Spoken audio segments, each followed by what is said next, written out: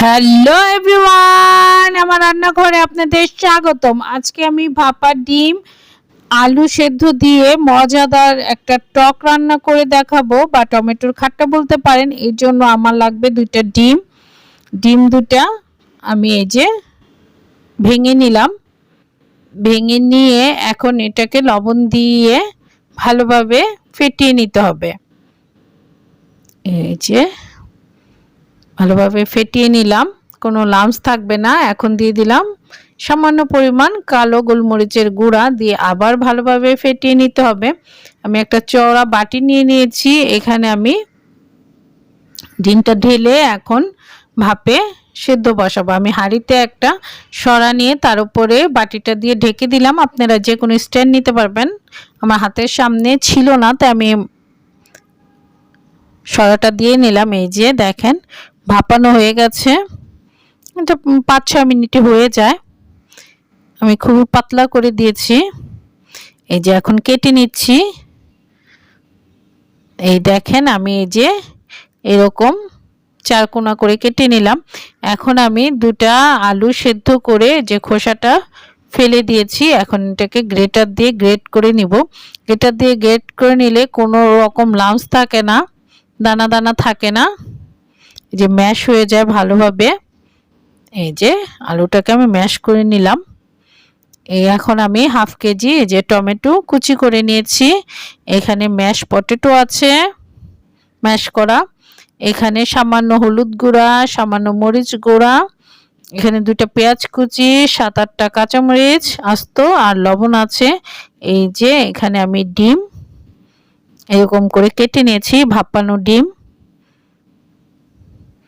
আর রসুন কুচি, পেঁয়াজ কুচি, শুকনা মরিচ আছে। এইগুলা আমি বাগারের সময় ইউজ করব।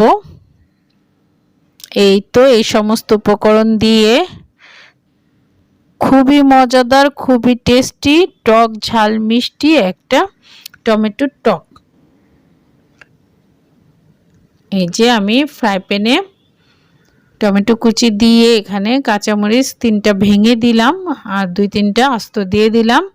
এখানে যে হলুদ গুঁড়া, মরিচ গুঁড়া, লবণ আর পেঁয়াজ কুচি দিয়ে দিব 4 কাপ পরিমাণ পানি দিয়ে আমি এটাকে ঢেকে রেখে দিব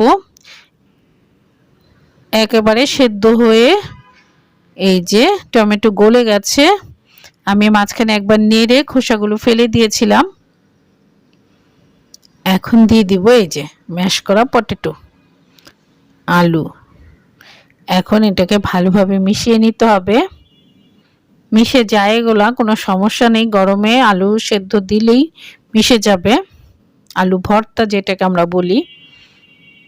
এই যে এখন আমি লবণটা দেখে নিব, লবণ লাগবে আমি লবণ দিয়ে নিলাম, আপনারা আপনাদের স্বাদ মতো লবণ দিবেন। আর এই যে আমি ঘুটনি দিয়ে ঘুটে দিলাম, আলু টমেটোর টকের সাথে ভালোভাবে মিশে যাবে, কোনো প্রকার লামস থাকবে না। এই তো বলক চলে আসছে, দেখেন। এখন আমি এটাকে তুলে নিব, এটা প্রায় কমপ্লিট। এখন বাগার দিয়ে দিব। এই যে জন্য আমি দিয়ে দিব 1 টেবিল চামচ পরিমাণ তেল। একটু হাঁড়িটা নেড়ে দিলাম, তেলটা মিশিয়ে নিলাম।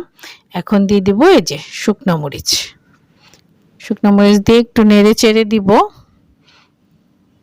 এখন শুকনো মরিচটা ভাজা হয়ে গেছে, দিয়ে দিব পেঁয়াজ কুচি আর রসুন কুচি, দিয়ে ভালোভাবে নেড়ে চেড়ে একটু লাল করে ভেজে নিতে হবে। এই দেখেন লাল হয়ে গেছে। এখন আমি দিয়ে দিব এই যে এর মধ্যে এই যে বাগার দিয়ে দিলাম।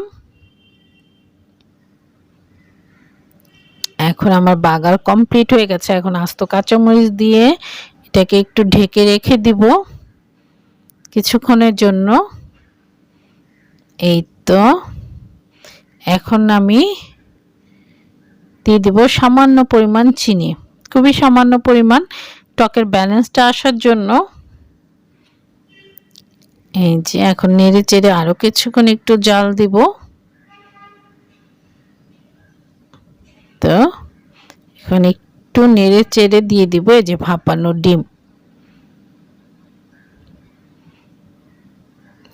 ডিমটা দিয়ে আবার একটু নেড়ে চেড়ে ঢেকে রেখে দিব কিছুক্ষণের জন্য। এই তো সম্পূর্ণ রেডি আমার টমেটোর টক বা খাট্টা। এই যে এখন যেটা করবেন, এটা অবশ্যই করবেন, এই যে একটা বোম্বাই মরিচ আস্ত বোটা সহকারে আমি দিয়ে এখন ঢেকে রেখে দিব। চুলাটা অফ করে দিয়েছি। এই তো কি সুন্দর ঘ্রাণ।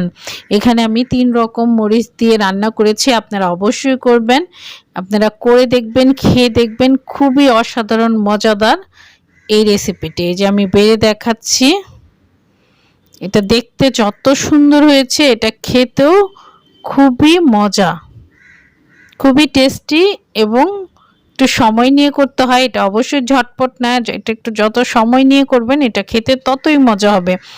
আমার রেসিপিটি ভালো লাগলে আপনারা করে দেখবেন, খেয়ে দেখবেন, আমার সাথে থাকবেন, পাশে থাকবেন, লাইক শেয়ার কমেন্টস দিয়ে আমার চ্যানেলটি সাবস্ক্রাইব করতে ভুলবেন না।